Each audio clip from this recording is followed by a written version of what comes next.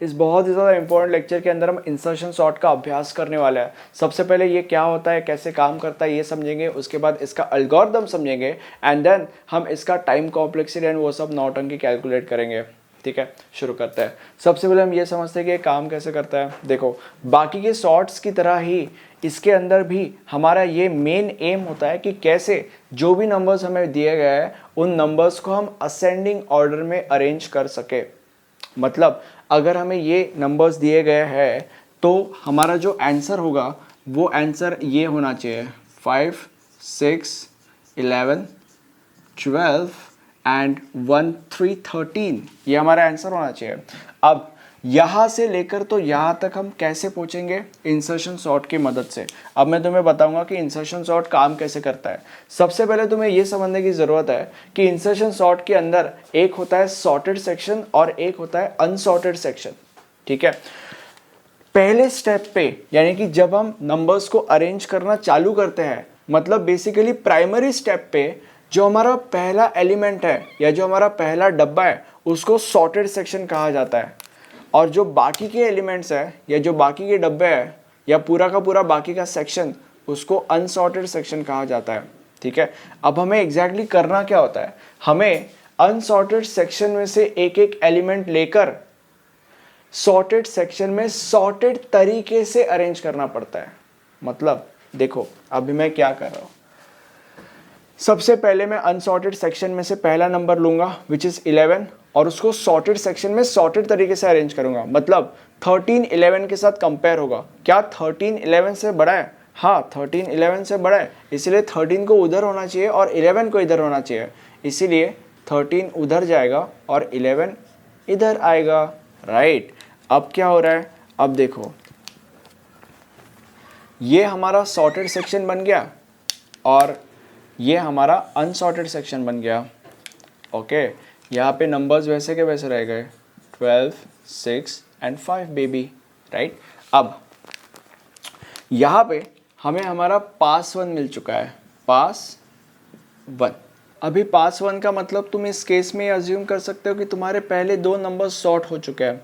Then पास 2 का मतलब इस केस में तुम ये अज्यूम कर सकते हो कि तुम्हारे पहले 3 नंबर सॉर्ट हो चुके हैं। पास 3 के अंदर पहले 4 और पास 4 के अंदर पाँचों के पाँचों। ठीक है, अब आगे बढ़ेंगे। अब सेम प्रोसेस रिपीट। यहाँ से नंबर उठाओ, लाइक अनसॉर्टेड सेक्शन में से नंबर उठाओ और उसको सॉर्टेड सेक्शन में सॉर्टेड तरीके से अरेंज करो। 12 को हम उठाएंगे और सॉर्टेड सेक्शन में डालेंगे। सबसे पहले 13 12 के साथ कंपेयर होगा। क्या 13 12 से बड़ा है? हाँ, 13 12 से बड़ा है, इसीलिए 13 उधर जाएगा और 12 इधर आएगा। बट 12 को हम इधर नहीं लिखेंगे, 11 बाकी है कंपेयर होना, तो इसलिए 11 को भी 12 के साथ कंपेयर किया जाएगा। क्या 11 12 से बड़ा है? 11 12 से बड़ा नहीं है, इसीलिए 12 अब इधर आएगा। ठीक है, और 11 अपनी जगह पे ही। ओके, अब ये जो बाकी के नंबर्स है वो वैसे के वैसे। अब यहाँ पे देखो ध्यान से। ओ गॉड, ये पेन्स को संभालने मुश्किल हो गया। ये हमारा सॉर्टेड सेक्शन बन गया और ये हमारा अनसॉर्टेड सेक्शन बन गया और अब ये बन जाएगा हमारा पास 2। ठीक है, उसके बाद next same process repeat again. 6 को लो फ्रॉम अनसॉर्टेड सेक्शन और सॉर्टेड सेक्शन में सॉर्ट करके डालो। तो सबसे पहले 13 6 के साथ कंपेयर करो। क्या 13 6 से बड़ा है? हाँ, 13 6 से बड़ा है, इसीलिए 13 उधर जाएगा और 6 इधर आएगा। अब 12 को 6 के साथ कंपेयर करो। क्या 12 6 से बड़ा है? हाँ, 12 6 से बड़ा है, इसीलिए 12 उधर जाएगा, 6 इधर आएगा। 11 को 6 के साथ कंपेयर करो। क्या 11 6 से बड़ा है? हाँ, तो इसीलिए 11 उधर जाएगा और 6 इधर आएगा। ठीक है, 6 हमने इसीलिए यहाँ पे लिखा क्योंकि कंपेयर करने के लिए कुछ बचा ही नहीं था, इसलिए यहाँ पे 6 हमने लिखा। ओके, अब यहाँ पे 5 वैसे का वैसा एंड ये हमारा सॉर्टेड सेक्शन बन चुका है और ये हमारा अनसॉर्टेड सेक्शन बन चुका है और यहाँ पे हमें हमारा पास 3 मिल चुका है। राइट, अब नेक्स्ट सेम प्रोसेस रिपीट। 5 को उठाओ। क्या 13 5 से बड़ा है? हाँ, 13 5 से बड़ा है, इसलिए 13 जो है वो उधर जाएगा और 5 इधर आएगा। क्या 12 5 से बड़ा है? हाँ, 12 5 से बड़ा है, इसलिए 12 उधर जाएगा, 5 इधर आएगा। क्या 11 5 से बड़ा है? हाँ, 11 5 से बड़ा है, इसलिए 11 उधर जाएगा और 5 इधर आएगा। क्या 6 5 से बड़ा है? हाँ, 6 5 से बड़ा है, इसलिए 6 उधर जाएगा, 5 इधर आएगा। ओके, और इस तरीके से ये पूरा का पूरा हमारा सॉर्टेड सेक्शन बन चुका है। इसका मतलब हमारा पूरा का पूरा नंबर सिस्टम, मतलब बेसिकली जितने भी नंबर्स हमें दिए गए हैं सारे के सारे नंबर्स अरेंज हो चुके हैं और यहाँ पे हमें हमारा पास 4 भी मिल चुका है। और इस तरीके से हमारा इंसर्शन सॉर्ट काम करता है। अब हम इसका एल्गोरिथम देखते हैं। सबसे पहले हम फंक्शन को डिफाइन करेंगे, इंसर्शन सॉर्ट, एंड उसके बाद हमें यहाँ पे 2 चीज़ें चाहिए होगी। सबसे पहली चीज़ अरे ऑफ कोर्स, एंड उसके बाद ये हमें इसीलिए चाहिए ताकि ये पता चल सके कि बेसिकली कितने नंबर्स या बेसिकली कितने नंबर्स को सॉर्ट करना है। अब अंदर जाने के बाद हमें यहाँ पे 2 चीज़ें चाहिए, सॉरी 3 चीज़ें चाहिए, आई, जे एंड नम। अब आई क्यू, जे क्यू और नम क्यू, इन फ्यूचर हमें 2 फॉर लूप्स लगेंगे, तो उन 2 फॉर लूप्स के लिए आई और जे।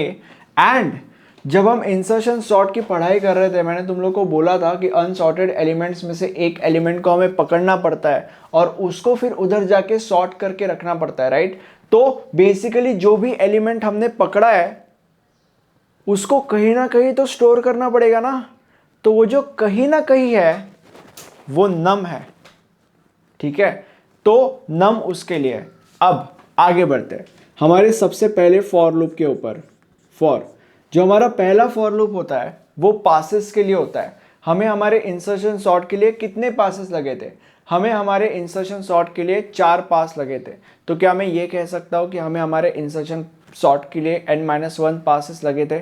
ऑफ कोर्स कह सकता हूँ, क्योंकि n का नंबर तो n का वैल्यू तो 5 है, and by the way n मतलब कितने नंबर्स है बेसिकली, तो मैं कह सकता हूँ। तो हमें हमारा फॉर लूप इस तरीके से डिजाइन करना है कि वो 4 बार चले, क्योंकि हमें 4 पासेस लगे थे। ओके, तो अभी देखो मैं मेरा फॉर लूप कैसे डिजाइन कर रहा हूं। i is equal to 1, i is less than n and i plus plus. अब तुम्हारे मन में 2 सवाल आ रहे होंगे। सबसे पहला सवाल कि क्या ये फॉर लूप 4 बार चलेगा, और दूसरा सवाल कि यहाँ पे i इज इक्वल टू 1 से लेकर तो i is less than n तक ही क्यों लिखा गया है।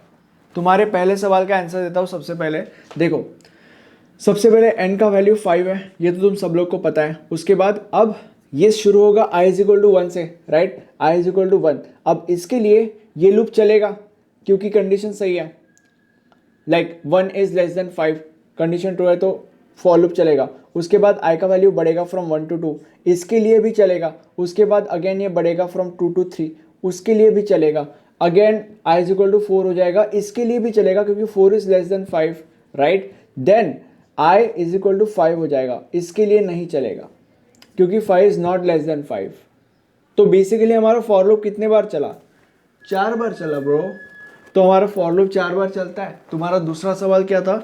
वो ये था कि यहां से तो लेकर यहां तक ही क्यों? देखो, जब हम इंसर्शन सॉर्ट देख रहे थे, हमने स्टार्टिंग में हमारे पहले साइकिल में 13 को छुआ भी नहीं था, उसको हमने ऑलमोस्ट इग्नोर ही किया था। हमने स्टार्ट कहां से किया था? हमने स्टार्ट 11 से किया था, ठीक है। 11 को उठाया था सबसे पहले, 13 को छुआ भी नहीं था हमने, तो 11 को उठाया था। मतलब बेसिकली इंडेक्स से अगर देखा जाए तो 1 से शुरू किया था और कहां तक गए थे? 4 तक गए थे। मतलब बेसिकली हमने 1 से शुरू किया था और 4 तक गए थे। इसीलिए यहां पे हमने i इज इक्वल टू 1 से शुरू किया और कहां तक जाएंगे?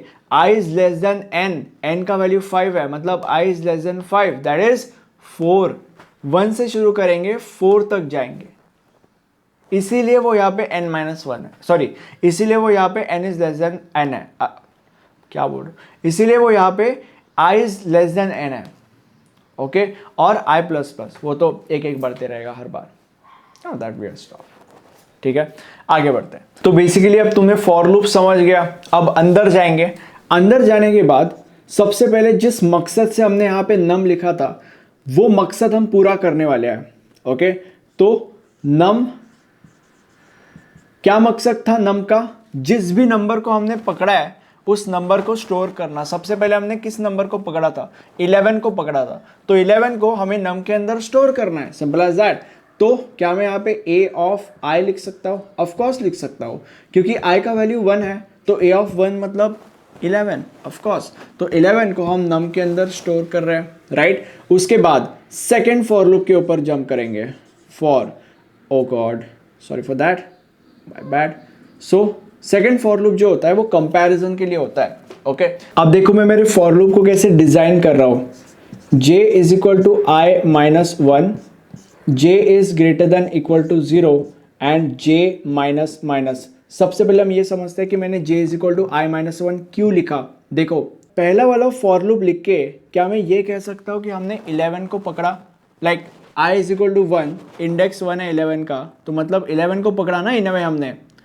अब 11 को हमने पकड़ तो लिया, बट इस 11 को हम किसके साथ कंपेयर कर रहे थे, 13 के साथ, मतलब उसके पहले वाले डिजिट के साथ, मतलब उसके पहले वाले इंडेक्स के साथ। तो अगर i is equal to one है तो हमारे पास कुछ ऐसा भी होना चाहिए ना जिसके वजह से हमारे पास ये जीरो इंडेक्स आए। तो उसके लिए हमने j is equal to I minus one लिखा है, मतलब जो भी i है उसके पहले वाला नंबर, ताकि हमारे पास वो नंबर आ सके और फिर उन दोनों को हम कंपेयर कर सके, राइट। इसीलिए j is equal to I minus one. Then j is greater than और इक्वल टू जीरो, क्यों? क्योंकि लेट्स से फॉर एग्जांपल हमने 12 को पकड़ा, अब इस 12 को हम 13 के साथ कंपेयर करेंगे, फिर उसके बाद 11 के साथ कंपेयर करेंगे, राइट। तो अभी कंपैरिजन का सिलसिला हमने इंडेक्स 1 से तो शुरू कर लिया, बट लेकर कहाँ तक गए, 0 तक गए। अगर हमने 6 को पकड़ा तो 6 को हम पहले 13 के साथ कंपेयर करेंगे, फिर 12 के साथ कंपेयर करेंगे, फिर 11 के साथ कंपेयर करेंगे। तो कंपैरिजन का सिलसिला अगेन हमने 2 से शुरू तो किया, इंडेक्स 2 से, बट उसको हम लेकर कहाँ तक गए, 0 इंडेक्स तक। इसीलिए यहाँ पे j इज ग्रेटर देन और इक्वल टू 0, क्योंकि हम 0 तक कंपेयर कर रहे हैं। एंड j माइनस माइनस क्यों?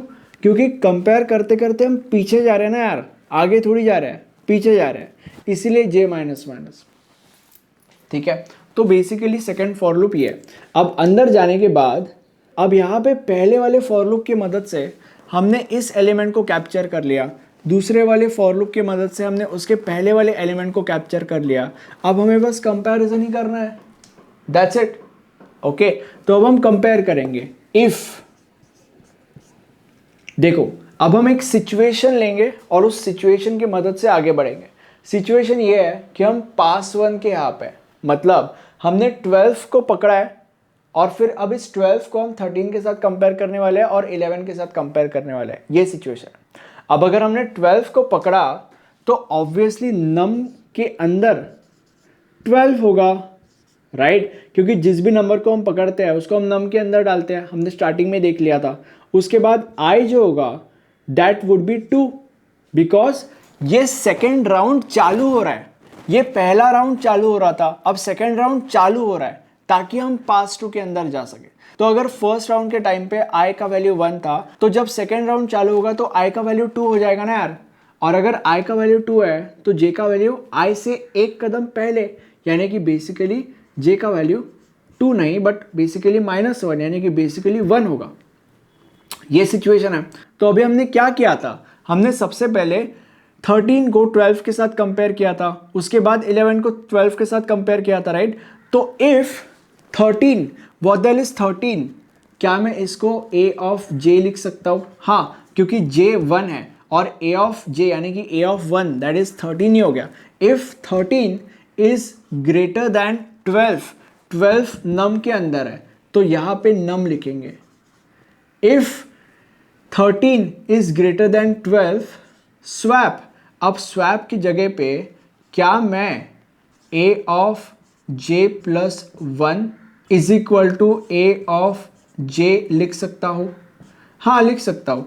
ऐसा लिख के मैंने क्या किया, ऐसा लिख के a ऑफ j प्लस 1 यानी कि basically a of 1 plus 1 that is a of 2, a of 2 क्या है 12 के जगह पे हमने a ऑफ j यानी कि basically a of 1 what the hell is a of 1 that is 13, तो 12 के जगह पे हमने 13 डाल दिया जो कि बराबर है, क्योंकि अगली बार यहाँ पे 13 ही आया है, तो ये स्टेप बराबर है। अब ये जो पूरा का पूरा सिचुएशन मैंने तुम लोग को समझाया है, ये तब का सिचुएशन है जब j की वैल्यू 1 है, या तुम ऐसे भी कह सकते हो कि ये पहला वाला इटरेशन है।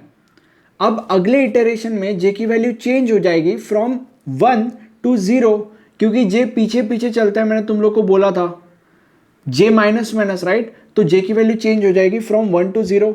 अब इफ a ऑफ j यानी कि a of 0 what the hell is a of 0 that is 11, if 11 is greater than num, what the hell is num, num is 12, क्या 11 12 से बड़ा है? 11 12 से बड़ा नहीं है, तो ये एग्जीक्यूट नहीं होगा।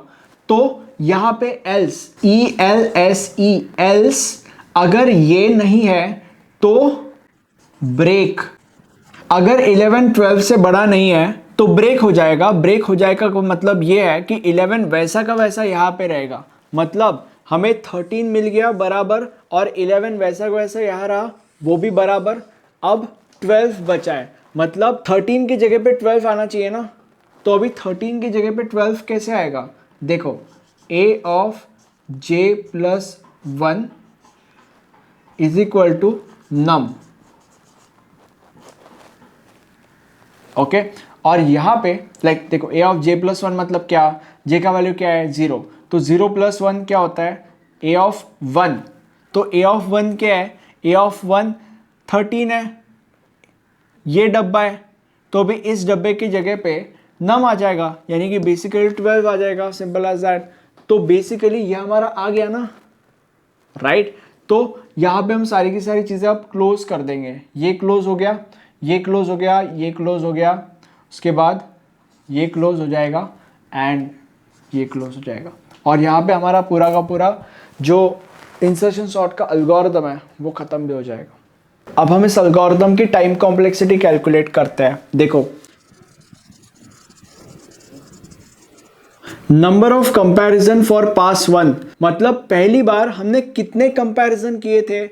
पहली बार हमने 11 को 13 के साथ कंपेयर किया था, तब जाके हमें ये मिला था, राइट। मतलब बेसिकली पास 1 के टाइम पे हमने एक कंपैरिजन की थी, उसके बाद नंबर ऑफ कंपैरिजन फॉर